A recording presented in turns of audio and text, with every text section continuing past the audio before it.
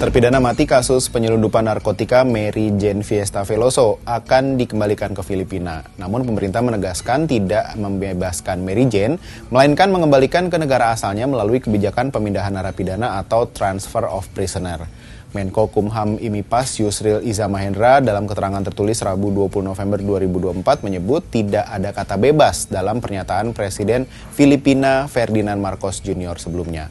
Marcos hanya menyatakan membawa Mary Jane kembali ke Filipina. Bagaimana perjalanan kasus Mary Jane sang kurir narkotika ini?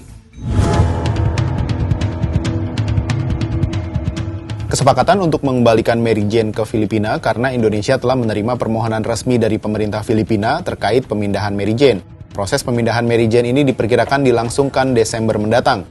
Presiden Marcos menyebut kesepakatan memulangkan Mary Jane itu merupakan cermin dari kedalaman kemitraan antara Indonesia dan Filipina yang bersatu dalam komitmen bersama untuk keadilan dan kasih sayang. Mary Jane Fiesta Veloso, perempuan asal Filipina ini ditangkap kepolisian di Bandara Internasional Adi Sucipto, Yogyakarta, April 2010. Ia kedapatan menyelundupkan 2,6 kg heroin senilai 5,5 miliar rupiah. Mary Jane divonis mati di Pengadilan Negeri Sleman dengan dakwaan pelanggaran pasal 114 ayat 2 Undang-Undang Nomor 35 Tahun 2009 tentang narkotika. Setelah vonis dijatuhkan, berbagai upaya hukum ditempuh mulai dari banding, kasasi maupun gerasi.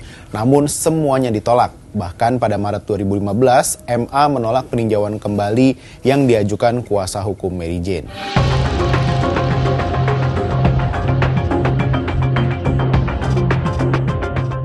Pada 27 April 2015, 2 hari sebelum Mary Jane dibawa ke Nusa Kambangan untuk dieksekusi mati, Pengadilan Negeri Sleman menolak pengajuan PK yang kedua.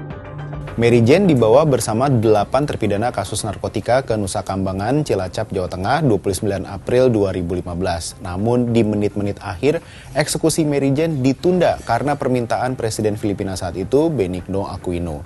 Permintaan ini disampaikan setelah seseorang yang diduga menjebak Mary Jane untuk membawa heroin ke Indonesia menyerahkan diri kepada polisi di Filipina. Jaksa Agung saat itu, HM Prasetyo, membenarkan adanya fakta-fakta dan indikasi bahwa Mary Jane Veloso adalah korban perdagangan manusia.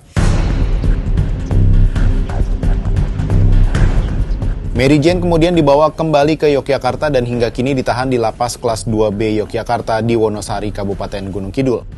Belakangan terungkap bahwa Mary Jane Veloso adalah korban perekrutan kurir narkotika sebagaimana tercatat dalam dokumen persidangan di Filipina.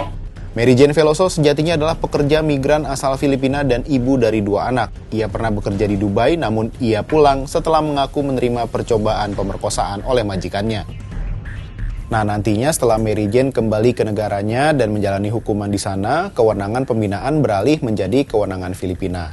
Adapun untuk pemberian keringanan hukuman berupa remisi, grasi, dan sejenisnya menjadi kewenangan kepala negara yang bersangkutan. Sampai jumpa di Bahas Peristiwa berikutnya.